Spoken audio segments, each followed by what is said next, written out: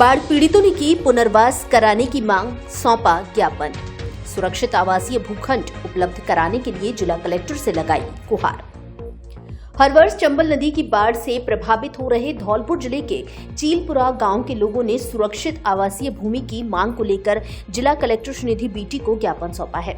ग्रामीणों का कहना है कि बाढ़ के दौरान उनका जीवन अत्यंत कष्टदायक हो जाता है और बार बार नुकसान उठाने के बाद अब वे स्थायी समाधान की मांग कर रहे हैं। ग्रामीणों के अनुसार चीलपुरा गांव में प्रतिवर्ष चंबल नदी का पानी घरों में घुस जाता है, जिससे अधिकांश मकान क्षतिग्रस्त हो जाते हैं। पानी भरने से घरों में कई दिनों तक नमी बनी रहती है, जिससे बदबू और संक्रमण फैलता है। पशुओं के चारे से लेकर घरेलू सामान तक को खुले आसमान के नीचे रखना पड़ता है। तेज हवाओं और वर्षा के चलते महिलाओं, बुजुर्गों और बच्चों को भारी कठिनाइयों का सामना करना पड़ता है।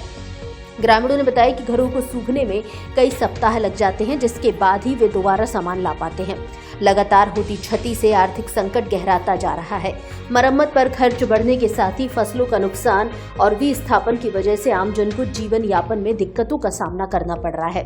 यह न केवल आम जनता के लिए चुनौती है, बल्कि प्रशासन और सरकार पर भी आर्थिक बोझ पड़ता है। ज्ञापन में ग्रामीणों ने प्रशासन से मांग की है कि प्रत्येक परिवार के लिए आवास, पशुशाला और चारा रखने के लिए पर्याप्त भूमि उपलब्ध करवाई जाए। साथ ही यह भी आग्रह किया गया है कि प्लॉट आवंटन लॉटरी प्रणाली से निष्पक्ष रूप से किया जाए, ताकि स्थान को लेकर आपसी विवाद की स्थिति न बने। ग्रामीणों ने बताया कि वर्ष 2023 में ग्राम बक्सपुरा में खसरा नंबर 241/1 रकबा 2.53 हेक्टेयर को आबादी भूमि के रूप में चिन्हित किया गया था। ग्रामीणों की मांग है कि इस भूमि या किसी अन्य उपयुक्त स्थान से प्रत्येक परिवार को 60 फीट लंबा और 60 फीट चौड़ा भूखंड प्रदान किया जाए, ताकि वे स्थायी आवास बना सकें और बाढ़ के खतरे से बच सकें।